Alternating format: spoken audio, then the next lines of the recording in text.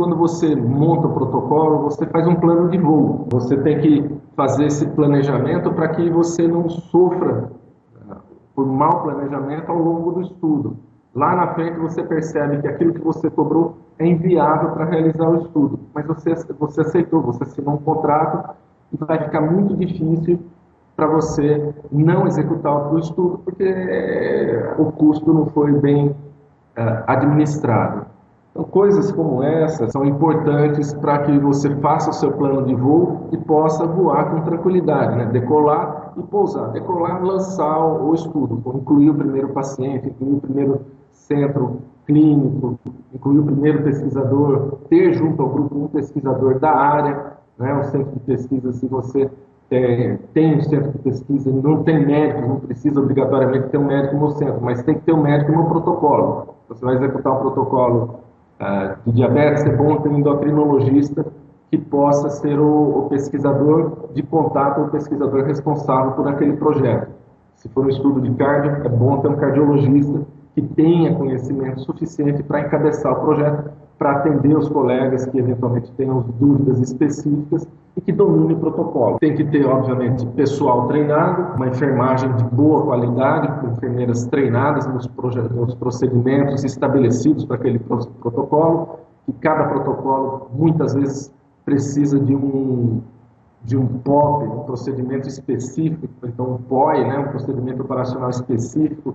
Então, uma coleta de sangue pode ser igual para todos os estudos, mas um monitoramento de pressão arterial, um mapa, uma avaliação de tônus, uma manometria no retal, qualquer dessas avaliações é muito específica daquele protocolo e atende aos objetivos do protocolo. Então precisa ter um pessoal treinado naqueles procedimentos. É importante criar uma base de dados grande, né? Se você é de uma área específica, cardiovascular, por exemplo, como a gente tem citado, é bom que você crie um banco de dados com os seus pacientes ou os médicos que têm pacientes com determinadas características e, se possível, os dados daqueles pacientes.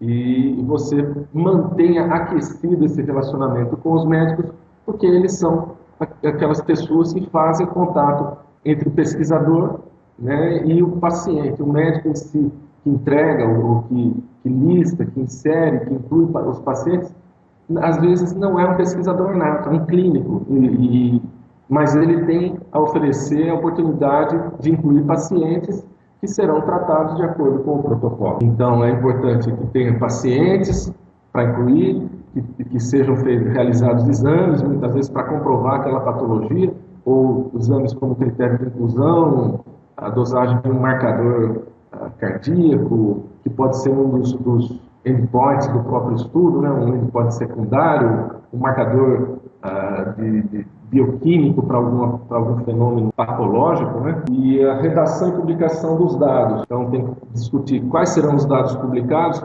A regra mundial é dados bons são publicados, dados ruins deveriam ser publicados também, mas nem sempre são. Então, é importante saber e já deixar eventualmente no próprio contrato determinado se vai ser publicado ou não.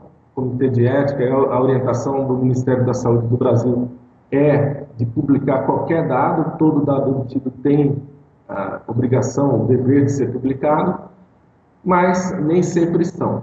E nem sempre tem características suficientemente robustas que permitam a publicação dos dados. Supondo que os dados sejam confiáveis e que vale a pena a sua publicação, tem que discutir quais são os autores e qual a ordem da colocação desses autores, já que o primeiro autor tem algumas características, os autores intermediários, e o último autor tem suas características também. Então, é importante que o trabalho seja escrito e quem determina o que vai ser escrito, né? Isso tudo pode ser, inclusive, colocado já no contrato.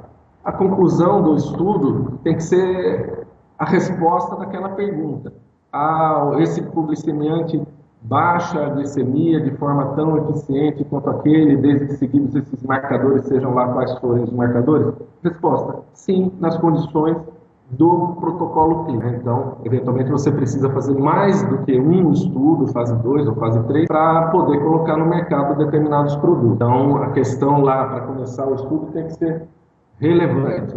É importante ter um estatístico, se bem que os dados falam por si, né? Olhando os dados de uma forma geral, você tem que ter a ideia de que aqueles dados trazem informação de que o produto é bom, é melhor, ou não é bom, ou é inferior, ou causa mais eventos.